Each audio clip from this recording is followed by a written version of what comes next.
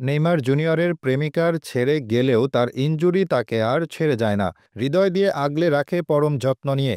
Neymar ফুটবলে হতভাগা, ব্যর্থ এক খেলোয়াড়, যিনি বারবার লড়াই করে ফিরেও পুনরায় ইনজুরিতে ছিটকে গেছেন। তিনি হতে পারতেন তার নান্দনিকতায় ফুটবলের রাজা, কিন্তু ভাগ্য তাকে বানিয়েছে ফুটবলের দুঃখী রাজপুত্র, যে রাজপুত্র তার ফুটবল ক্যারিয়ারের অধিকাংশ সময় কাটিয়েছে ইনজুরিতে। নেইমারের ইনজুরি মানে ব্রাজিল রংহীন, আর সেটার প্রমাণ পাওয়া যায় ব্রাজিলের মাঠের পারফরম্যান্সেই। শুধু ব্রাজিল নয়, মনে হয় ফুটবলটাই রংহীন নেইমার ছাড়া। কেননা রাজাবিহীন কি আর রাজ্য ভালো লাগে? তাই তো নেইমার ভক্তরাও এখন শিখে গেছেন অপেক্ষা। আর শিখবেন নাই বা কেন? তিনি যে বারবার ইনজুরিতে পড়ে নিজের ক্যারিয়ারটাই শেষ করেছেন। অবশ্য যতবার তিনি চেষ্টা করে দলে ফিরেছেন, ততবার কোনো এক অপয়া শক্তি তাকে ইনজুরিতে ফেলেছে।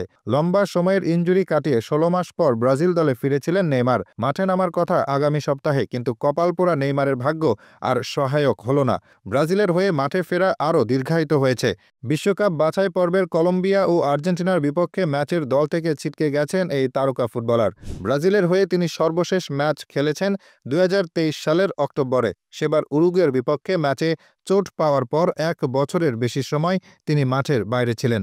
নেইমারের ইনজুরিটা বেশ পুরনো। ২০১৪ সালে ঘরের মাঠে বিশ্বকাপ ব্রাজিলের হেক্সা জয়ের স্বপ্ন পুরো দলসহ ভক্ত সমর্থকরা। নেইমারও ভালোভাবেই খেলে চলেছেন প্রতি ম্যাচ। কোয়ার্টার ফাইনালে কলম্বিয়ার সাথে মুখোমুখি হয় সেলেসাওরা।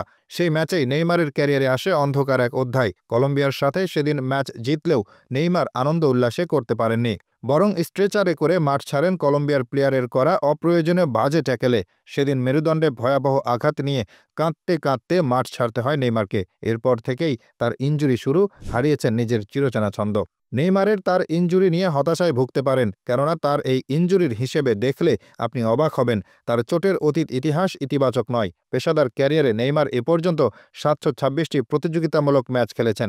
ক্লাব ক্যারিয়ারে খেলেছেন ৫৯৮ ম্যাচ, জাতীয় দলে ১২৮, যেখানে তিনি ২৬৫ ম্যাচ চোটের কারণে খেলতে পারেননি। অর্থাৎ নেইমার গত ১১.৫ বছরে যত ম্যাচ খেলেছেন, চোটের কারণে তার অর্ধেকেরও বেশি ম্যাচ মিস করেছেন। এ সময়ে তিনি মাঠের বাইরে ছিলেন ১৩৯১ দিন। বছরের হিসেবে প্রায় ৩ বছরের ৭ মাসেরও বেশি সময় তিনি চোটের কারণে মাঠের বাইরে ছিলেন। তাহলে একবার ভাবুন, কি পাওয়ার আছে তার! কিন্তু এই নেইমার ফুটবলে কত আশা নিয়ে এসেছেন, অল্প সময়ের ব্যবধানে সফলতাও পেয়েছেন।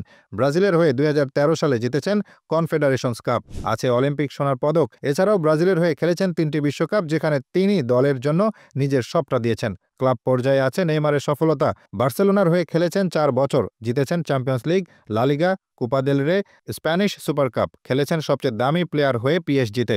এরপর Saudi club Al Hilal. Injury তাকে অনেকবার কাঁদিয়েছে, তবে নেইমারের গল্প এখানেই শেষ নয়। হয়তো একদিন সব দুঃখ ব্যর্থতার গণ্ডি পেরিয়ে তিনি তার ক্যারিয়ারের সবচেয়ে উজ্জ্বল মুহূর্তটা উপহার পাবেন। কারণ নেইমার শুধু একজন খেলোয়াড় নন, তিনি এক অনুপ্রেরণা, যিনি বারবার ব্যর্থ হয়ে উঠে দাঁড়াতে জানেন। আর তাই চেষ্টা তাকে সফলতা দিবেই, আজ কিংবা কাল।